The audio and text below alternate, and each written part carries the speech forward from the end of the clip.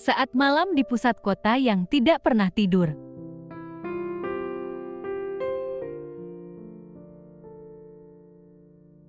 Di sebuah perusahaan asuransi, tampak dua orang sedang lembur menyelesaikan administrasi.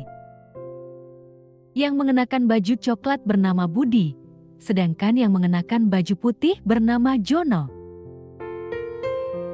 Hari itu menjelang akhir bulan, mereka harus menyelesaikan transaksi untuk tutup buku.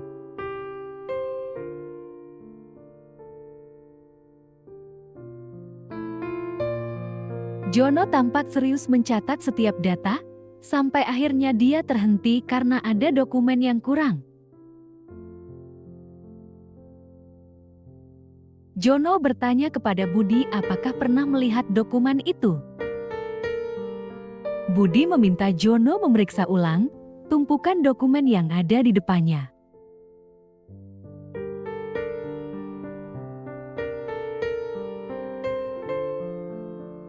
Jono memeriksa kembali dokumen yang bertumpuk itu satu persatu.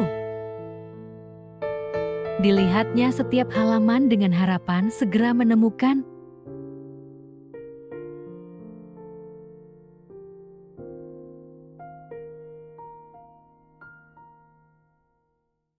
Namun hasilnya tetap sama.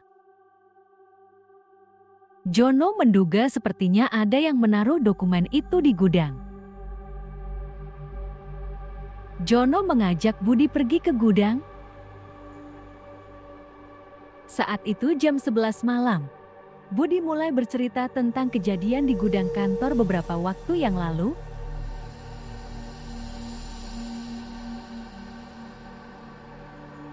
Di jam yang sama, ada seorang karyawati yang sedang kerja lembur, pergi ke gudang untuk mencari dokumen. Seorang diri dia di dalam gudang, membuka setiap dos yang berisi dokumen.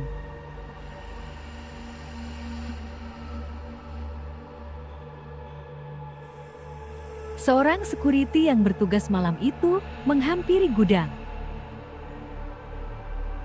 Dia menawarkan bantuan kepada karyawati itu untuk mencari dokumen.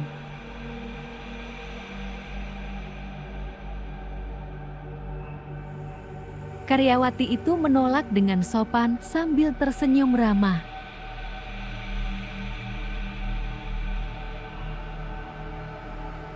Namun security itu bersikeras dan melangkah masuk.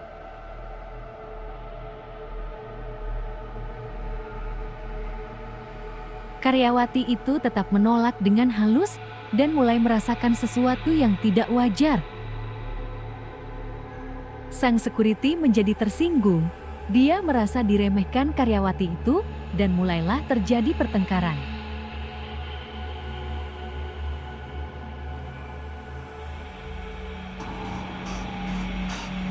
Dengan amarah yang semakin tinggi, sang security segera menutup pintu gudang. Dia merasa harga dirinya diinjak-injak, dan hal itu tidak bisa dia terima.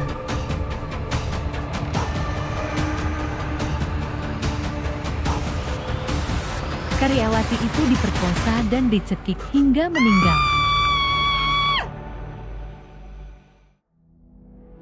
Budi mengakhiri kisahnya, dan itulah sebabnya dia takut ke gudang jika jam 11 malam, dia takut bertemu hantu karyawati itu.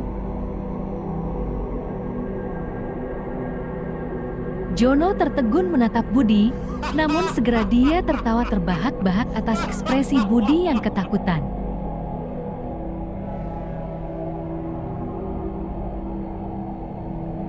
Jono segera berdiri dan mengajak Budi ke gudang. Budi tidak perlu masuk, biar Jono saja. Jono akan menunjukkan kepada Budi bahwa cerita itu tidak masuk akal, dan Jono akan membuktikannya.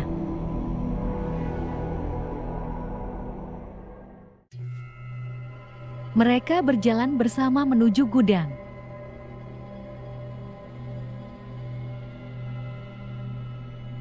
Tiba-tiba Jono menendang pintu dengan keras.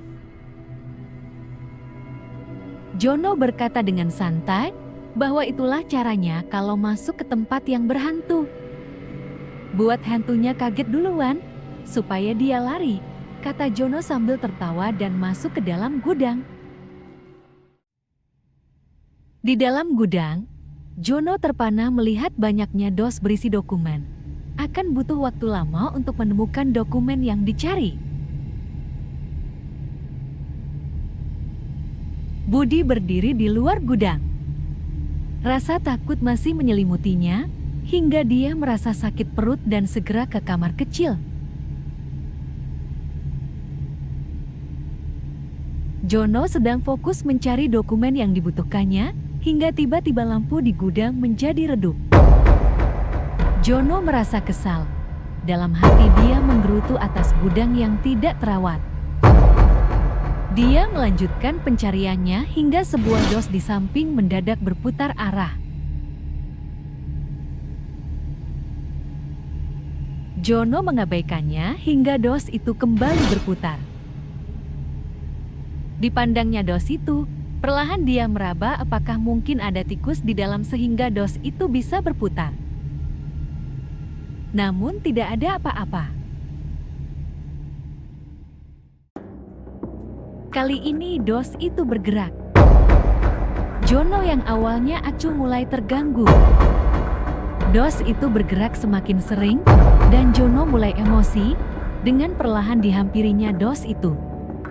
Tiba-tiba dos itu berguncang hebat. Jono terkejut hingga membuatnya mundur. Jono terus memperhatikan dos itu yang tidak berhenti bergerak.